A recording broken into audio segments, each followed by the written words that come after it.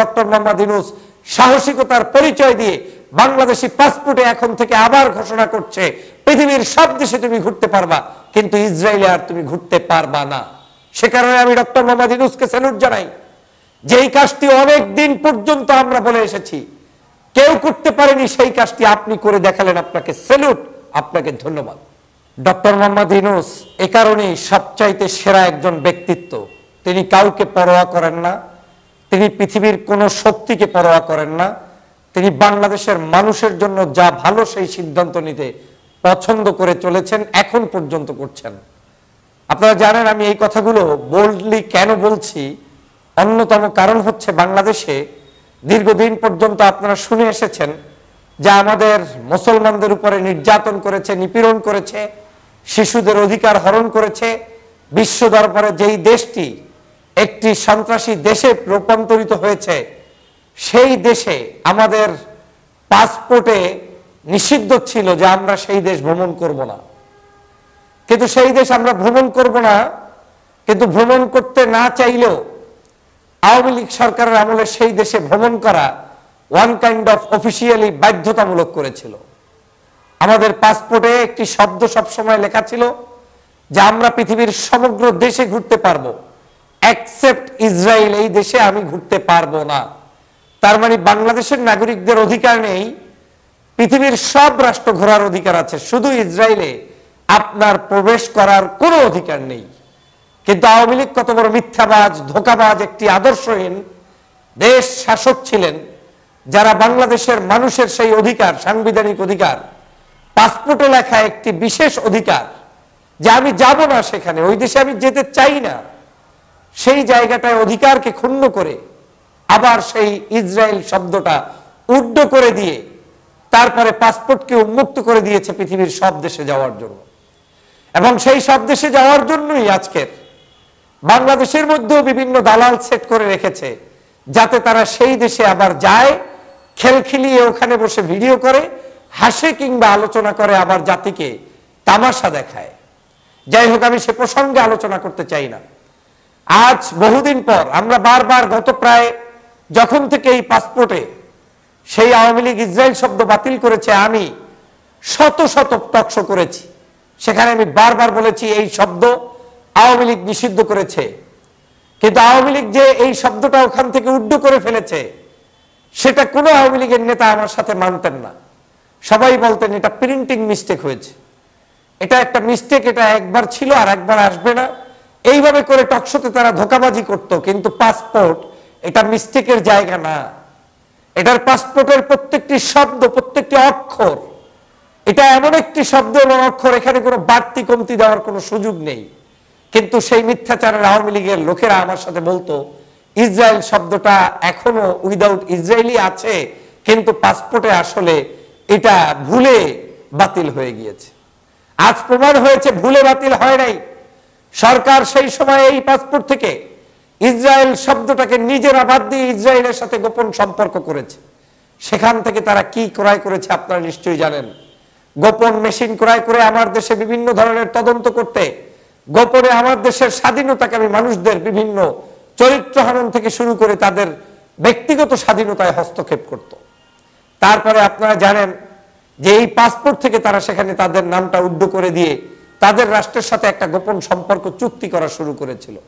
তারপরে আপনারা এও জানেন যে আমাদের দেশে একদিনে পরপর দুটো বিমান ওই দেশ থেকে এসে স্বাধীনতার পর এই প্রথম যে আমার দেশের এয়ারপোর্টে, আমরা জানি না, বিনা অনুমতিতে সেখানে তারা নেমে সেইখানে স্টে করেছে, এমনকি ওয়ান নাইট স্টে করেছে সেই বিমান।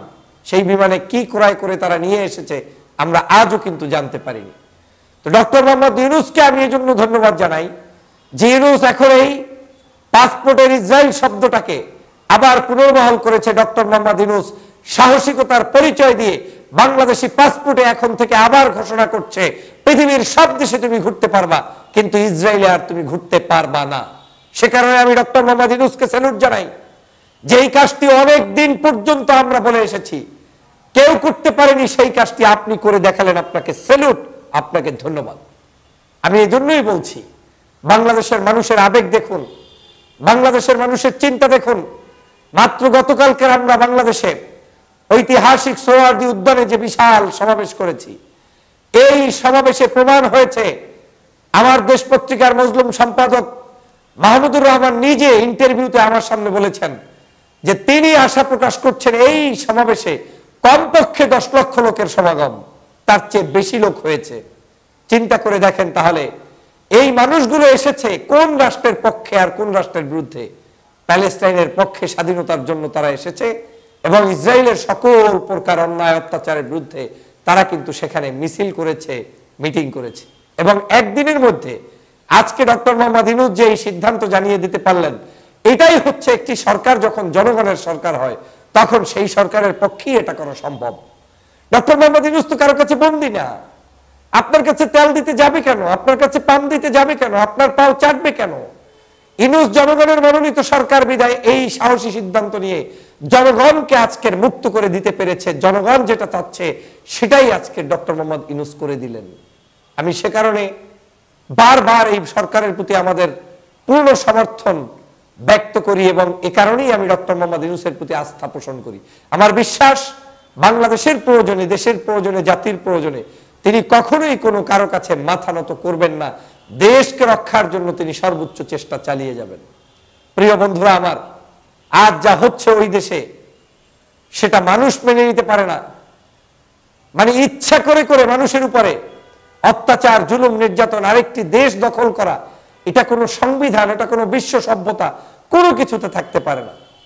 অতএব আমরা সেই জায়গায় আজ বিশ্বের কাছে যারা এতটাই খারাপ রাষ্ট্রে রূপান্তরিত হয়েছে, তাদের রাষ্ট্রে আমরা আবার ঘুরতে যাব, দেখতে যাব, তাদের সাথে আমরা কূটনৈতিক সম্পর্ক করব, মোটেও হতে পারে না। আপনারা জানেন তাদের সাথে আওয়ামী লীগের কূটনৈতিক সম্পর্ক আছে। সজীব ওজের জয়ের সাথে দেখা হয়েছে, ওদের সাথে মেহেদী সাফাদির সাক্ষাৎ হয়েছে। সজীব ওজের জয়ের, মেহেদী সাফাদির নিজে সাক্ষাৎকার দিয়েছে। অতএব তারা তাদের সেই গোপন ষড়যন্ত্র তাদের সাথে করেছে, তাদের সাথে সম্পর্ক করেছে কূটনৈতিকভাবে। তারা আমার দেশে এমনকি আর কিছুদিন গেলে এমনকি তাদের এম্বাসি প্রতিষ্ঠা করতে পর্যন্ত পারত বলে আমার কাছে মনে হচ্ছে, যে নিয়ে আমি বারবার প্রতিবাদ করেছি। আজ আমি স্পষ্ট করে বলতে চাই, আমার দেশের সাথে ওদের কোনো সম্পর্ক রক্ষা করা যাবে না। যে করবে তার বিরুদ্ধে আমাদের আন্দোলন অব্যাহত রাখতে হবে। আমি এই সরকারকেই বলবো, আপনারা এই সংস্কার যা করার করে যান, না হয় অন্য রাজনৈতিক দল বিভিন্ন কারণে বলবে আমাদের সাথে কূটনৈতিক সম্পর্কের স্বার্থে, জাতীয় স্বার্থে, আন্তর্জাতিক স্বার্থে অনেক কিছু ছাড় দিতে হয়। এই ছাড় দিতে দিতে আমার দেশের মানুষের চিন্তা চেতনার উপরে আঘাত করা হচ্ছে। অতএব আমি মনে করি আপনারাই হচ্ছেন যোগ্য সময়ের যোগ্য নেতৃত্ব। আপনারা বাংলাদেশের মানুষের মূল মনের ব্যথা অনুভব করে সেই পাসপোর্ট থেকে যেভাবে আপনারা ইসরায়েল শব্দটা বাতিল ঘোষণা করেছেন, এভাবেই বাংলাদেশের প্রত্যেকটি জায়গায় আপনারা সংস্কার করে এদেশের সকল দালাল মুক্ত একটি বাংলাদেশ গঠন করবেন।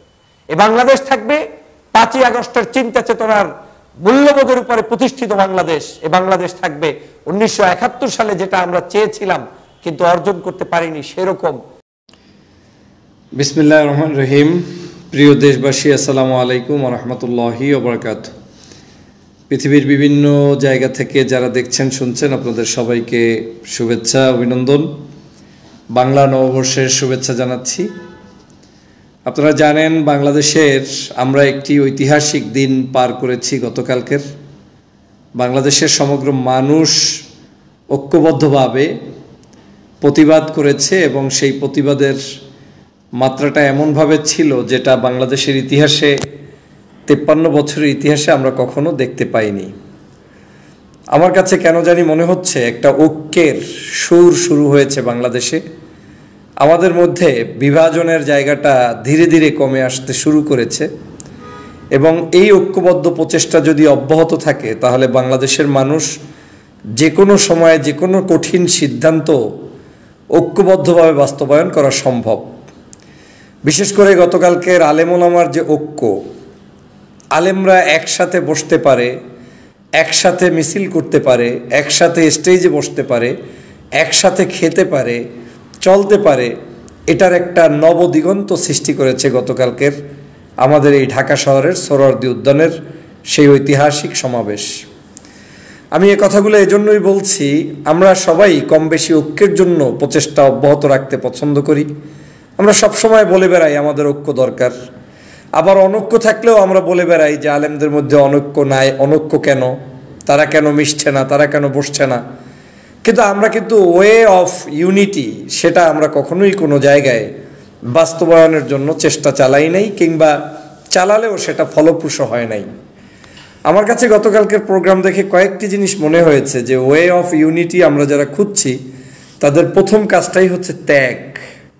আমাকে আপনাকে ত্যাগের মহিমায় উজ্জীবিত হতে হবে, যে আমি এই আমিত্ব ছেড়ে দিয়ে আমরা যখন একত্রিত হওয়ার মানসিকতা পোষণ করব, যে আমার নাম ব্যানারে থাকবে না, আমার তালিকা স্টেজে থাকবে না, আমার বক্তব্য থাকবে না, আমার নেতৃত্ব থাকবে না, এই যে আমার থাকবে না করে দিতে পারবো যখন, তখনই মূলত আমাদের পক্ষে একটি বৃহত্তর শক্তি, বৃহত্তর ঐক্য, বৃহত্তর যে কোনো কিছু করা সম্ভব।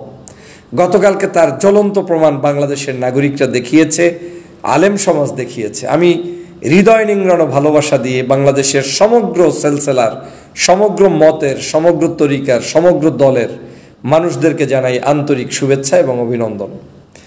আমি এই কথাগুলো এজন্য বলেছি, নিজের চোখে দেখে এসেছি। গত 2-3 দিন পর্যন্ত সেই জায়গায় যে অ্যাক্টিভিটিস দেখেছি সেগুলোর মধ্যে এরকম কখনো আমি দেখি নাই আমি কখনোই।